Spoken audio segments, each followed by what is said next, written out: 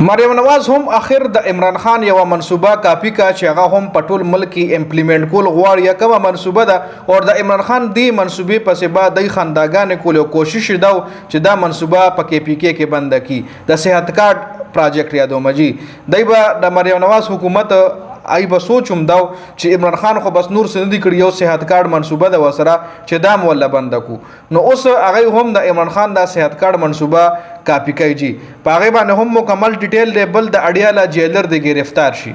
دا حکم یو جج صاحب کړی دی جسټس ارباب محمد طائف پس وجه دا حکم جاری کړی دی. پاغه هم ډیټیل سره خبره کوي. دینه علاوه اسد عمر یو ټویټ کړی دی چې هغه کې هم د پاکستان کمپیریزن امریکا سره کړی. پاغه هم ډیټیل سره خبره کوي. نو ویډیو خپل هم مکمل وګورئ او مخکې ملګرو سره ضرور شریک کړئ.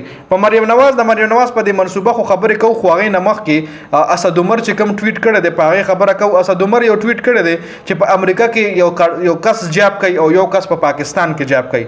نو هغه امریکای والا د پاکستان په مقابله کې 50 ګنا زیاتې پیسې ګټي.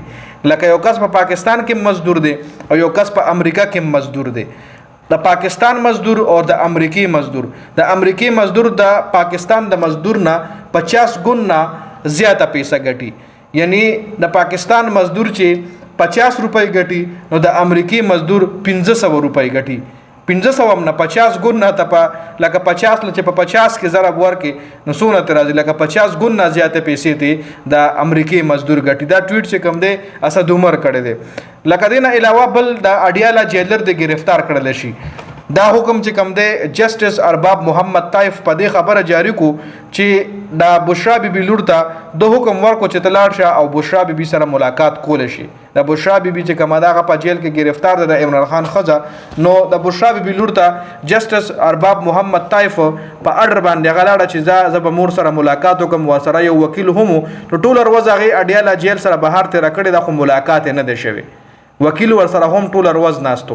نو بیا چې کله ملاقات نه ده شوی نو جسټس ارباب محمد طائف جیلر ته وی چې ته حاضر شته ول د ملاقات لپاره نه خلک ما حکم تا نه منلو دا ولی.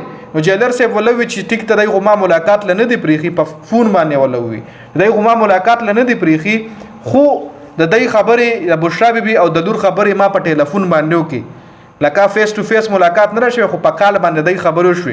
وکیل ورلا ټایم وی چې زور سره په کال باندې هم خبرې نه دي شوی او دا جیلر صاحب چې کوم دی دروغ وای.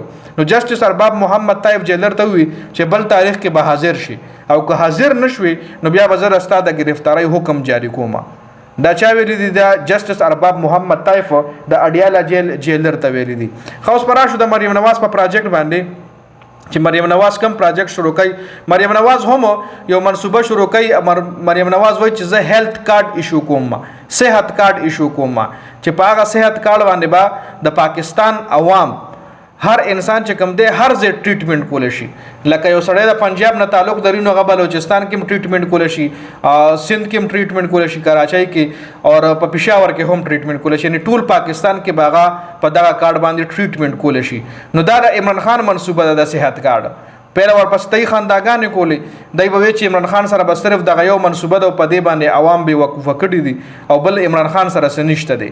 نو اوس دای خپل هم اوماغه صحت کارت ایشو کوي. نو یو قسم لخه خبره ده هغه د پاکستان خلک ته علم ته فائدہ رسنو خبره ده او په صحت کارت باندې کې پی کې څومره خلک مستفید کیږي. نه تاسو لاړ شئ د یو هسپتال پروجیکټ د یو هسپتال ډیټا وګورئ چې په یو هسپتال کې په صحت کارت باندې دروازې یا د میاشتې څومره اپریشن کیږي او څوک کوي څومره غریب خلک دینه فائدہ خلی.